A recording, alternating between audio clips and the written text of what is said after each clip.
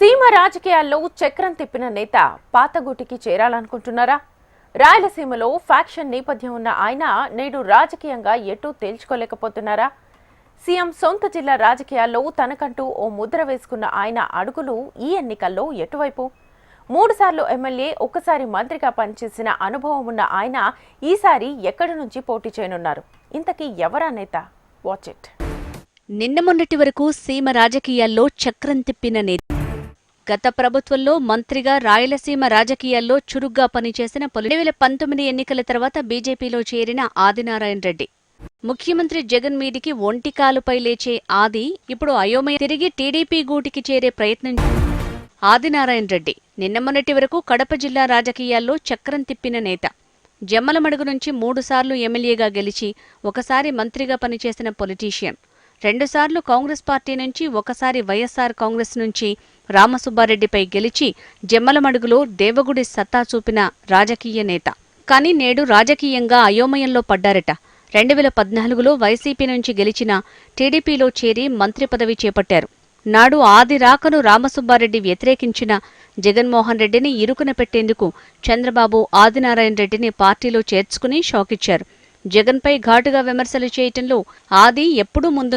2019 ఎన్నికల్లో టీడీపీ తరపున కడప ఎంపీగా అవినాష్ రెడ్డిపై పోటీ చేసి ఓడిపోయారు. జగన్ ముఖ్యమంత్రిగా బాధ్యతలు చేపట్టాక ఆదినారాయణ రెడ్డి బీజేపీలో చేరి చక్రం తిప్పాలని చూశారట. కానీ అక్కడ సరైన గుర్తింపు లేకపోవడంతో ఇప్పుడు టీడీపీ గూటికి చేరాలని భావిస్తున్నారట. అయితే జమ్మలమడుగులో ఇప్పటికే తన అన్న కుమారుడు భూపేష్ రెడ్డికి చంద్రబాబు టికెట్ కన్ఫర్మ్ చేయటంతో ఆదినారాయణ రెడ్డి ఇక్కడి నుంచి పోటీ చేయాలనే సందిగ్ధంలో పడ్డారట. అయితే అబ్బాయిని ఒప్పించి జమ్మలమడుగు నుంచి పోటీ చేయాలా, లేక బీజేపీ టీడీపీ పొత్తు పొడిస్తే ప్రొద్దుటూరు నుంచి రంగంలోకి దిగాలా అని ఆలోచిస్తున్నారట.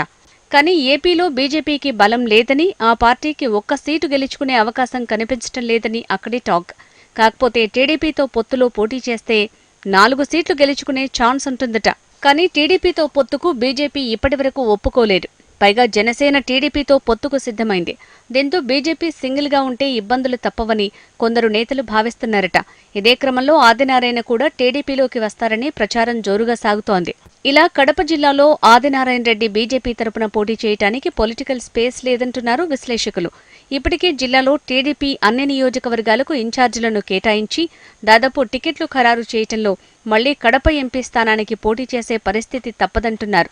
అయితే కడప పార్లమెంట్ స్థానానికి గత ఎన్నికల్లో పోటీ చేసి బొక్కబోర్లా పడ్డ ఆది మళ్లీ అలాంటి సాహసం చేయరనే టాక్ వినిపిస్తోంది. మరి ఆది ఎన్నికల వేళ ఎలాంటి నిర్ణయం తీసుకుంటారో, ఏ పార్టీలో ఎక్కడి నుంచి పోటీ చేస్తారో